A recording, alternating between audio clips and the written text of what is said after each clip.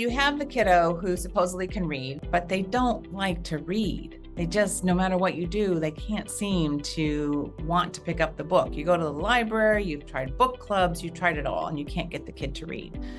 It's usually an indication they're not liking reading and they don't get the content from reading. Why is that? Well, it could be that their auditory processing is weak, their processing speed is weak, their visual processing is weak, their long-term memory is weak. It could be any one of those things that's causing them to not like reading.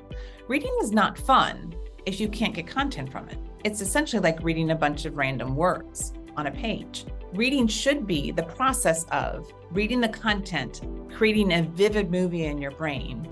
If you can't get that type of engagement from reading a book, it's like reading a random list of words. So if you have a child who's struggling with reading, number one, find out why. Find out, is there an underlying process or skill that's missing that's preventing them from being able to read?